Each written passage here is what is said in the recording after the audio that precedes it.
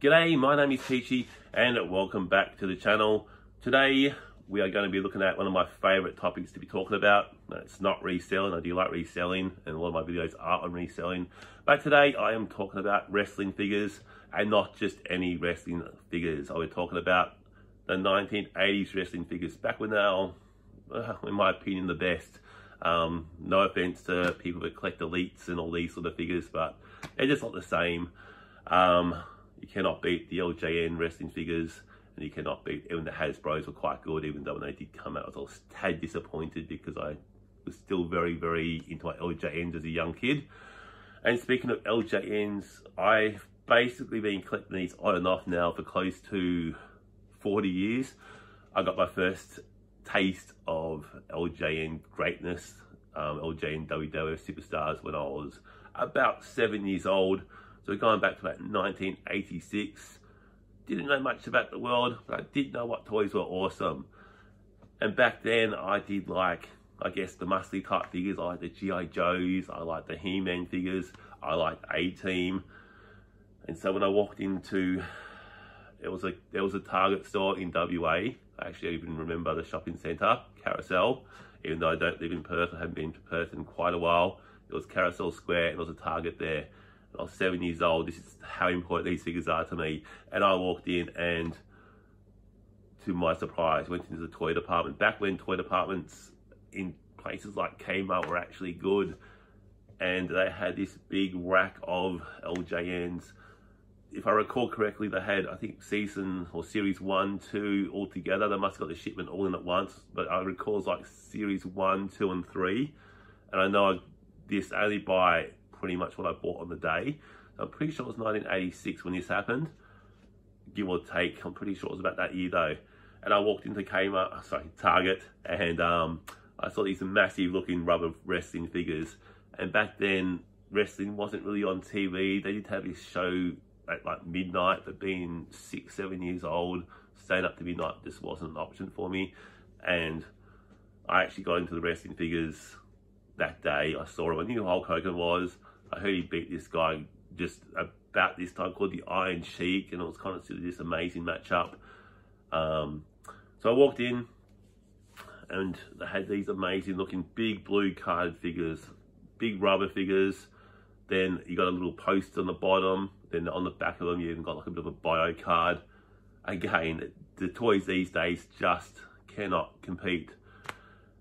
And that day, me and my brother and I, my brother's not really interested anymore, never really was that quickly after, but I definitely was.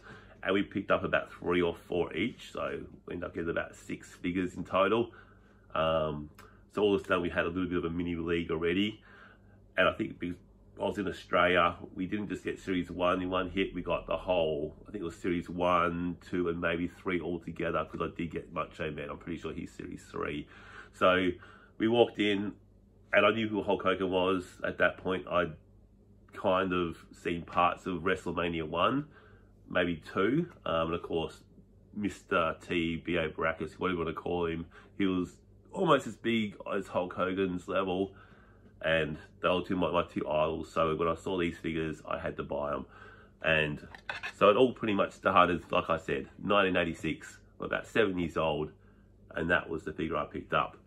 I'm pretty sure I picked up Hogan and Savage, and I may have picked up potentially Big John Studd or Andre the Giant. And my brother picked up Corporal Kirshner, Iron Sheik, and someone else, if I recall correctly, obviously going back a while there, but something along those lines. So I instantly had a bit of a federation or a league. We had that 6 wrestlers straight up, and we even got the actual place set, the ring, on top of that. And we weren't by no means rich. I was from a single parent family. Very little money was coming into our wallets. So I guess when we got these toys, they were quite special. And I guess my mum realised that I was passionate about them, and I looked after them as best I can. But obviously wrestling with these figures, the paint did tend to drop off or mark or scuff a bit. And so a lot of the figures I grew up with did have scuff marks and looked quite bad. And by the time I moved over to Victoria, I got rid of my wrestling figures only because they were bulky, too big to have. I kind of was wasn't really into wrestling at that point. I kind of was about the 91, 92, and until about 96, I just didn't really follow any wrestling that much, and probably a good thing I didn't, because it's kind of the worst WWE was for a long time back then. And so today, the good news is that I've pretty much, after almost 40 years of collecting, I've pretty much got the complete set. When I mean the complete set, I'm not talking about just having one Bobby Heenan. I am talking about having Bobby Heenan. I don't care if he's got the mark on him. I don't call that a variant. I just call that an LJN mistake. If you've got one Bobby Heenan, to me, that's Bobby Heenan covered, or different colour hair Bobby Heenan, different colour hair Jesse Ventura or Valentine. To me, they're not variants. It's just the way LJ did things back then. But in terms of variants, you talk about Corporal Kirshner with a beard and all that. Yes, I do classify that as a variant. So, the figure I did pick up today was the last one that I've been meaning to pick up. Not necessarily an LJN. It's more a Hasbro figure, and that is, of course, Sergeant Slaughter. I've never actually seen this figure in my life. I've only pretty much just seen it on YouTube. Funny thing is, I tell my neighbour I'm looking out for this Sergeant Slaughter figure, and he's like, "Oh, I'm pretty sure I saw it at the op shop," and I kind of say, "No, you didn't." So today I'm going to be opening up a parcel which will pretty much complete my LJN collection.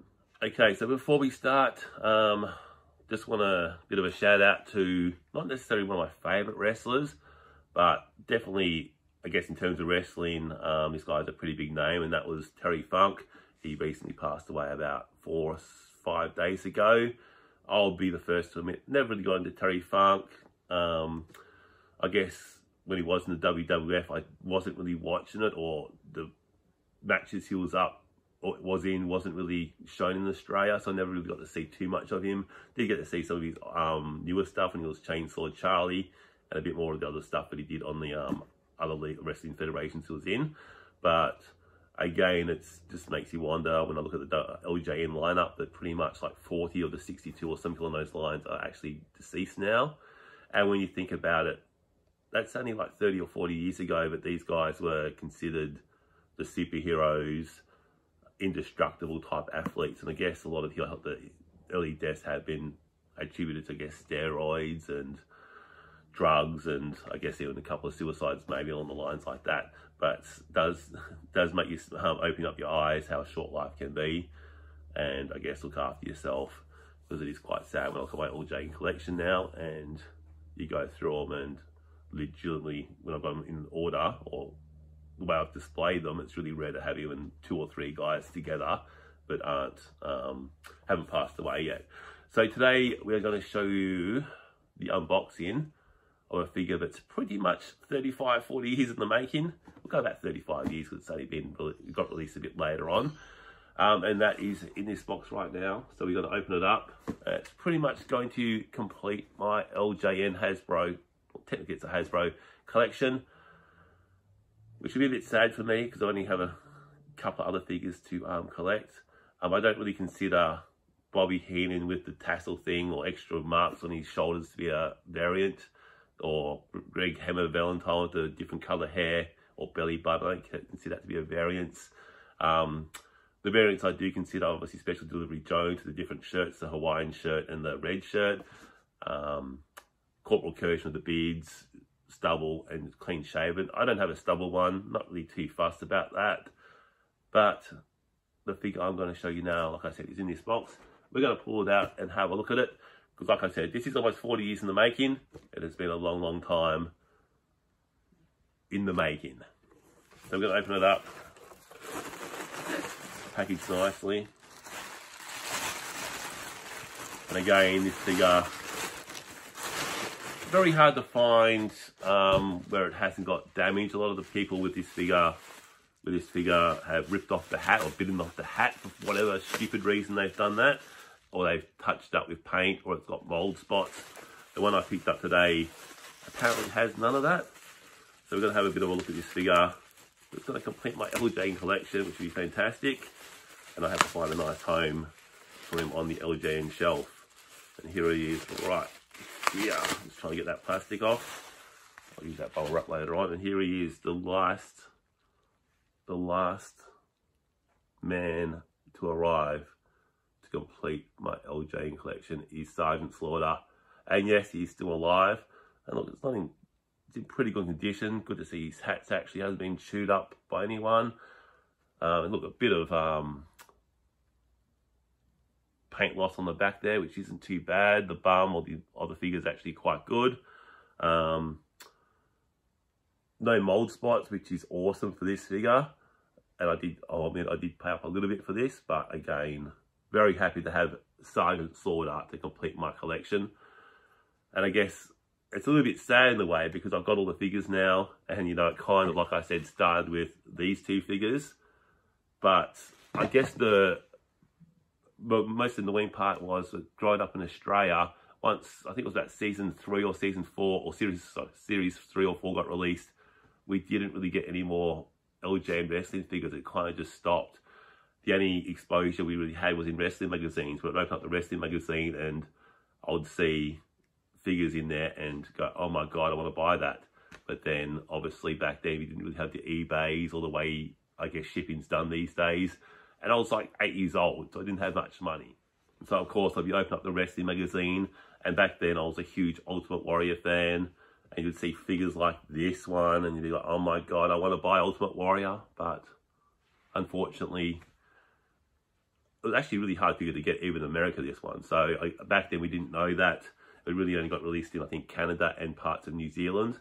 But I would see this in the wrestling magazine, and I'd be said, just there, look at the magazine, go, I want to own that figure, I want to own that figure.